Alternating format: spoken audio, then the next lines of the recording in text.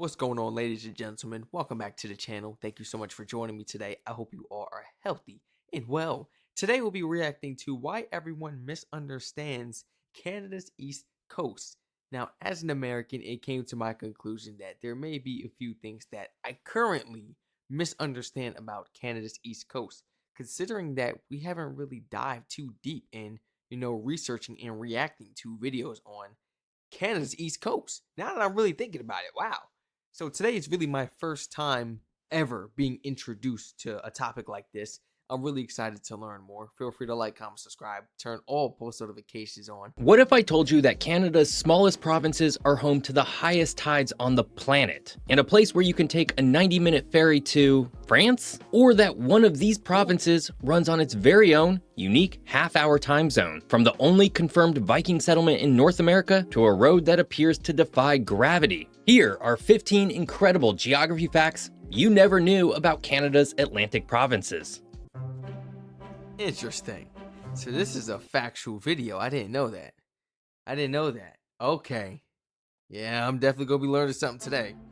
The Bay of Fundy, a massive inlet separating New Brunswick and Nova Scotia, is a global marvel. The highest tidal range on Earth. Twice a day, an incredible 160... Wait a minute. Let me see that again. Marvel. The highest tidal range on Earth. Twice a day, an incredible 160 billion tons of seawater flow in and out of the bay. To put that in perspective, this volume is greater than the combined flow of all of the world's freshwater rivers. This extreme phenomenon, driven by the bay's unique shape and resonance, creates a staggering vertical difference between... What? This is... Wait, hold on. Let me hear that again. You telling me this? Hold on. 50 billion tons of seawater flow in and out of the bay. To put that in perspective, this volume is greater than the combined flow of all of the world's freshwater. He compared this to the world. What?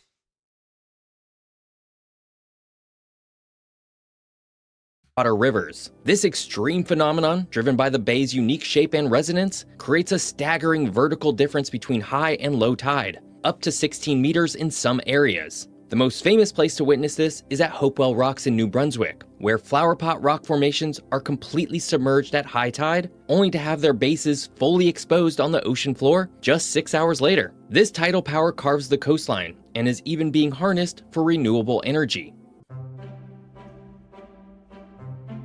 Oh, wow. The Joggins Fossil Cliffs on Nova Scotia's coast offer an unparalleled window into deep time. This UNESCO World Heritage Site is essentially a 300-million-year-old time capsule of the Carboniferous period, often called the Coal Age. What makes Joggins so special is that the fossils are in situ, meaning they are preserved in the exact positions they lived and died. As the cliffs erode, they reveal an astonishingly complete fossil record, including ancient forests, the footprints of early amphibians, and even the world's earliest reptile, Helionomus ieli, which was found preserved inside a fossilized tree stump. This site was so significant it was even mentioned in Charles Darwin's On the Origin of Species. It's not just a collection of fossils, it's a complete ancient ecosystem preserved in stone. So you could visit it, do research, but you can't really carve these things out or anything and take it with you. It's preserved. So basically people just come and visit and they just look at it, do some research, take pictures. Yeah. That's pretty cool that everything is it's in that same spot as when it was on this earth, but that very spot where it died. Wow. Wow. And it leaves me to wonder, how did they die? Especially when you see them all scattered in that one area, all those different animals and stuff. How did they all die right there?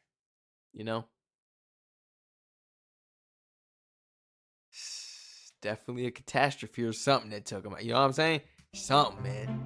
Because they be finding... In Newfoundland's Grossmore National Park, a UNESCO World Heritage Site, you can do the impossible. Take a walk on the Earth's mantle. The tablelands are a flat-topped mountain range that look more like a desert on Mars than a typical Canadian landscape. This is because it's one of the few places on the planet where a massive slab of the mantle, the layer beneath the crust, is exposed. This colossal block of orange-red peridotite rock was thrust to the surface over 450 million years ago when two continents collided. The rock's composition is so alien to the surface world, rich in heavy metals and lacking nutrients, that most plant life can't survive. The tablelands provide crucial evidence that confirmed the theory of plate tectonics, making it one of the most important geological sites in the world. Wow. That's crazy. How they just move together, it pushes it up. Like, something like that. Oh, how long does it take for something like that to happen? It's not like, well, the way I'm assuming, it's not like an earthquake where it just happens, it just comes about like, oh, and then there you go, it's formed. No. It has to happen over like a series of years, right? Numerous decades. And then it just eventually stops. Or something like this can't just happen overnight, right? Well, no, because they got to be able to move towards each other over time. And then that forms. So maybe it is over time. Let me know. Geological sites in the world. This video gonna get me thinking. It's gonna drive me crazy, man. What the stuff I Every didn't spring, even know. the coast of Newfoundland and Labrador transforms into a spectacular parade of ancient ice, famously known as Iceberg Alley. These colossal giants, some weighing millions of tons and standing as tall as skyscrapers, have broken off the... What? I've never seen no iceberg that big. I didn't know icebergs were that big. I thought it was just underneath the iceberg that was that big. What? Icebergs are that big?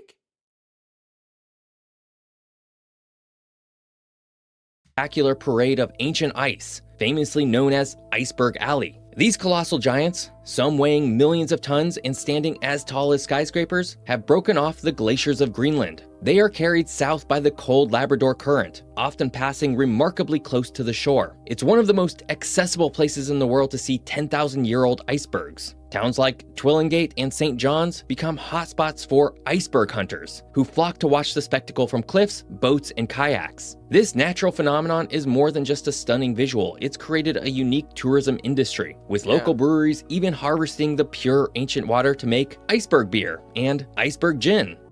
I knew they was going to do something with that. That's what I was thinking of too. I was thinking of something. I'm like, well, what can we use the iceberg? It's an iceberg now. I'm thinking of so many ways. How can I make money off of this iceberg? Oh my goodness, man. Seriously. I had so many ideas flowing through my mind. It's really cool if you get to go and watch the iceberg turn over. Because underneath it's like really blue, like a crystal. Oh, it's so cool, man. It's so cool. It's like really blue like a crystal. Now, why is it so blue like a crystal? Is it because of like how cold it is? How frozen it is? Why? I never really like asked that question. Why is it so blue when it like turns over? Even harvesting the pure ancient water to make iceberg beer and iceberg gin.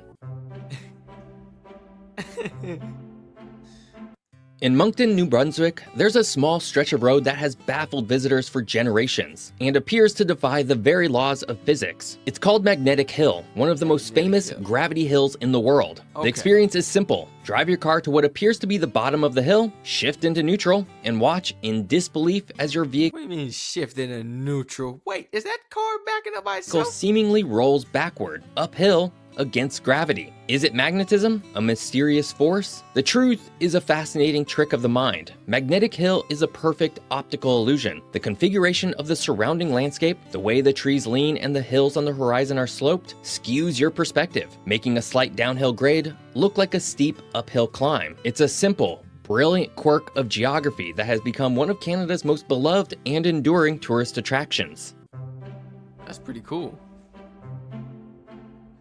Nearly 500 years before Columbus set sail, Vikings landed in North America. The proof of this historic feat lies at Lanceau Meadows, a remote site on the northernmost tip of Newfoundland. Now a UNESCO World Heritage Site, this is the only authenticated Norse settlement on the continent. Archaeological work in the 1960s uncovered the remains of 8 timber-framed, turf-walled buildings, identical to those found in Norse Greenland and Iceland from the same period. Carbon dating places the settlement at around 1000 Common Era, and the discovery of iron smelting workshops and artifacts like a bronze cloak pin confirmed its Norse origin. This site is the physical evidence of the Vinland, spoken of in Icelandic sagas, a place where Leif Erikson and his followers briefly lived, making Atlantic Canada the first point of contact between Europe and the Americas.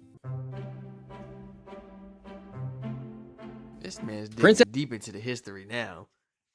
Digging deep into the history. I wish like our schools would go, well, yeah, our schools out here. I don't mean your schools. I wish our schools would go, really deep into geography like this. Seriously.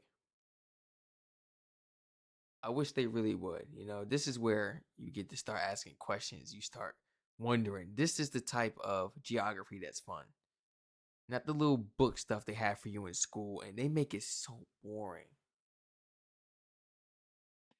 Shout out to Geography by Geoff. Original video link will be down below in the description. Edward Island proudly holds the title Cradle of Confederation. In 1864, the leaders of the British North American colonies met in Charlottetown to discuss a maritime union. This meeting, however, evolved into the first serious discussion about uniting all of the colonies into a new country. This Charlottetown Confederation directly led to the birth of Canada. But here's the historic irony. When Canada was officially formed in 1867, Prince Edward Island refused to join. The island delegates felt the terms, particularly regarding representation and the buyout of absentee landlords, were not in their favor. For 6 years, Prince Edward Island remained its own separate colony. It was only in 1873, facing a severe economic crisis from a railway building project, that the island finally agreed to join. And Newfoundland, which also attended the early talks, held out even longer, not joining until 1949. Just 25 kilometers off the southern coast of Newfoundland lies one of the world's most fascinating geographic and political quirks, the islands of St. Pier and Miquelon. This tiny archipelago is not part of Canada. It's a self-governing, overseas collectivity of France. It stands as the last remaining fragment of the once vast French colonial empire of New France. After France lost its North American territories to the British in the 18th century, it was allowed to retain these small rocky islands as a base for its fishing fleets. Today, its roughly 6,000 residents are French citizens, vote in French elections, and use the euro. Wait, how big is this? Because, the map makes it look so small, but like realistically, it's big. I mean, look at how close these houses are. Goodness. Wait. 6,000 residents. They want to go anywhere else, they got to take a boat. Do they have their own airport, or you got to take a boat? Are French citizens, vote in French elections, and use the euro. Visitors can take a short ferry from Newfoundland and find themselves in a European town, complete with French bakeries, gendarmerie, and Citroën cars, creating a unique international border in the middle of Atlantic Canada. That's cool. It must be cool to be able to travel like that, be so close.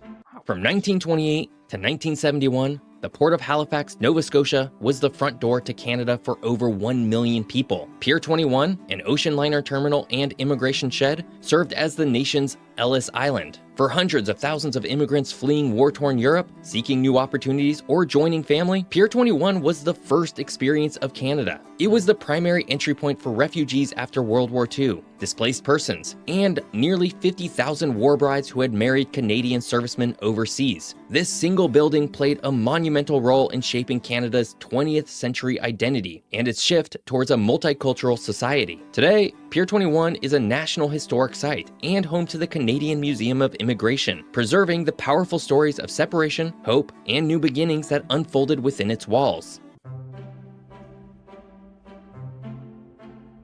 The fishing town of Lunenburg, Nova Scotia is so perfectly preserved it has been designated a UNESCO World Heritage Site. But its significance isn't just its beauty, it's its history. Lunenburg is the best surviving example of a planned British colonial settlement in North America. Established in 1753, the town was not allowed to grow organically. Instead, it was laid out by surveyors on a rigid, rectangular grid system, a model the British used to colonize new territories. It was populated by foreign Protestants, mostly German, Swiss, and French-speaking people recruited to settle the region. Today, the town's historic core, known as Old Town, still adheres to that original 18th century grid. Its iconic, brightly colored wooden houses and unique architectural features, like the Lunenburg bump, make it a living museum, a window directly into Canada's colonial past. Keeping it nice and vibrant and stuff. Yeah, I like that a lot.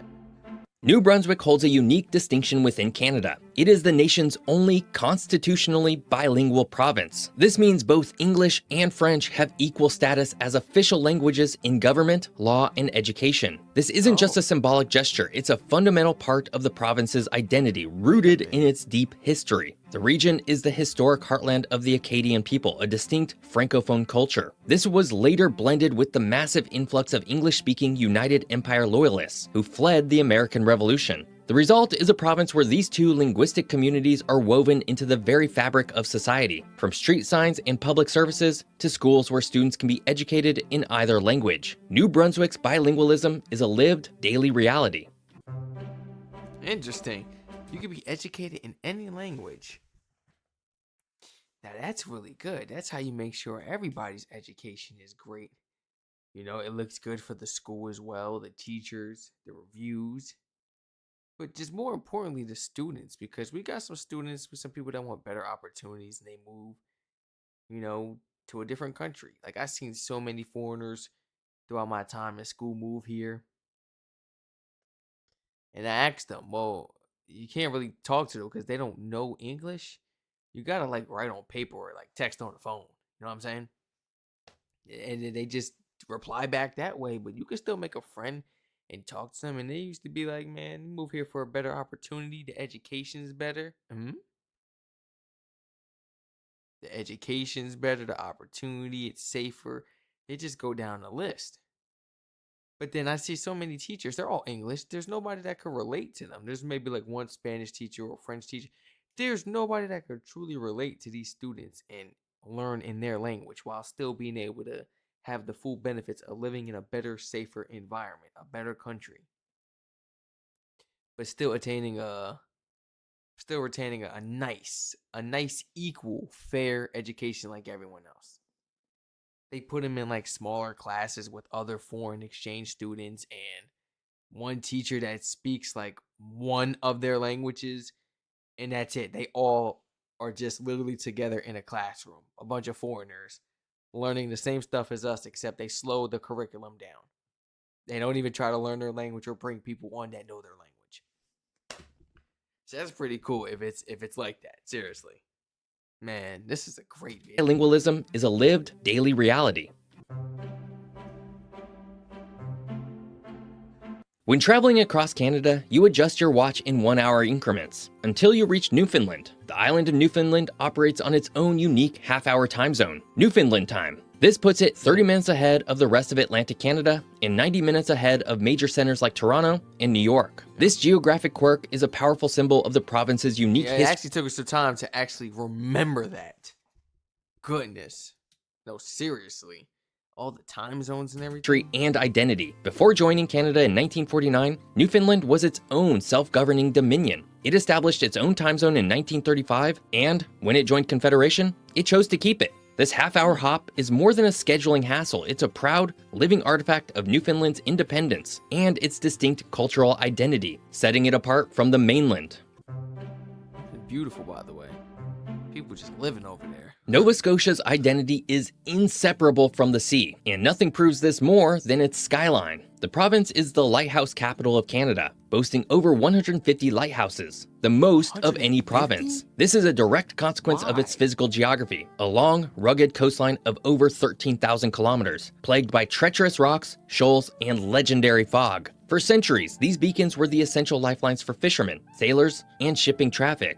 Each lighthouse has its own story, from remote island sentinels to community icons. The most famous, of course, is the Peggy's Cove Lighthouse, perched on its granite-scarred shore. While modern GPS has made many lighthouses obsolete, they remain powerful symbols of Nova Scotia's maritime heritage, resilience, and a deep, enduring connection to the Atlantic Ocean. Who made these lighthouses? I've never seen a lighthouse.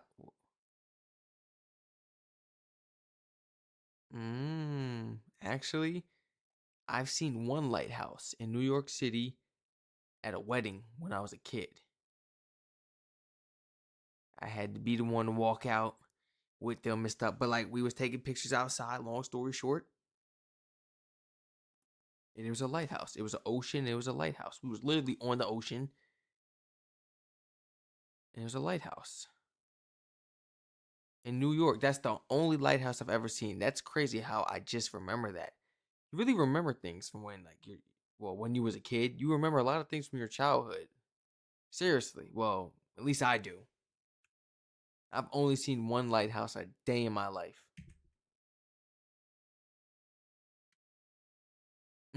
It was just like this basically. But this was longer and it was just this on the top. No flag or nothing though. And a deep, enduring connection to the Atlantic Ocean. Wait, so when we see a lighthouse and we see the light on or something, that means somebody's in it or no? I don't know too much about lighthouses. St. John's, the capital of Newfoundland and Labrador, is one of the oldest European settled cities in North America. Its beating heart for centuries has been Water Street, which holds the claim of being one of the oldest streets on the continent. Long before the city was officially founded, this natural, ice-free harbor was a seasonal base for European fishermen, Basque, Portuguese, French, and English, throughout the 1500s. Water Street itself wasn't a planned road. It evolved organically from the rough paths and fishing stages built along the shoreline. By the 16th century, it was already a bustling commercial thoroughfare, a center for the salt cod trade that would shape the North Atlantic for centuries. Today, walking down Water Street, you are treading on a path of continuous commercial activity that stretches back over 400 years. That's cool. That's really cool.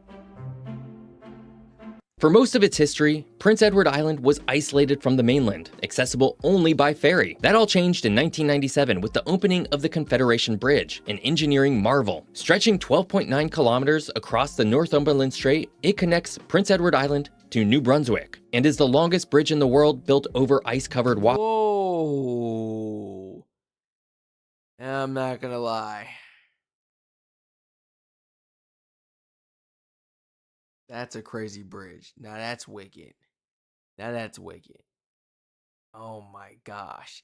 They didn't even do like an underground tunnel. It's a straight up bridge on top to just enjoy the scenery. Look at the view. Oh wow. This is cool. The design is a test. Oh no. I just, I would drive.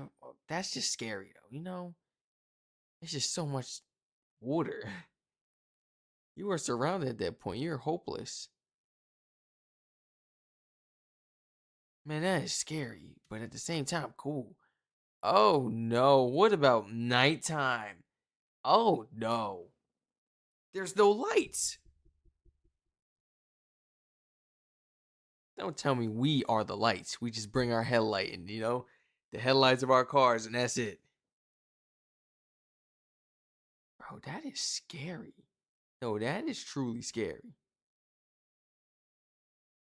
To the region's harsh physical geography. The strait freezes in winter, creating massive, powerful ice flows. To combat this, the bridge's 62 piers were designed with cone-shaped bases. These ice shields act as giant icebreakers, safely fracturing the flows and deflecting them away from the structure. This fixed link revolutionized life on Prince Edward Island, permanently tying the island to the mainland and transforming its economy, tourism industry, and sense of place. Ontario, Quebec, and British Columbia take up most of the conversation around Canada, which is crazy because the Atlantic provinces are simply incredible. And while each Atlantic province could easily be its own 15 facts video, and maybe will be someday, I thought it was important to highlight the entire region today.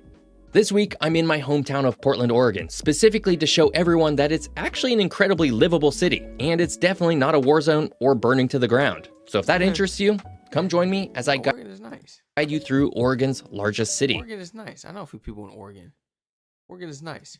I hope you enjoyed learning all about Canada's Atlantic provinces. If you did, be sure to check out this wonderful video. Please feel free to like, comment, subscribe, turn on post notifications on. Feel free to educate me on any questions I may have had, throughout this video. Anything I may have looked surprised or confused about when learning about the information. Seriously, I know there was a lot throughout this video. I tried my best not to ask a billion questions because every single thing I learned in this video was completely new. And then he said it could basically be 15. It could be like 7 to 15 facts plus. What was this? How many facts was this all together? How many facts did he say? Specifically to show everyone that it's incredible. And while each Atlantic province could easily be its own 15 facts video, he said 15. I'm thinking this video was concluded of 7. This was 15, so that means they can all conclude of 15 plus more facts. There is so much to learn. Oh my gosh. I seriously didn't know any of this, man. Oh man, I love you all so much. Thank you for recommending this. This was a humbling experience, should I say, a humbling reaction. I really do enjoy these type of videos where I know nothing about nothing, you know? Just give me a chance to be quiet and actually learn.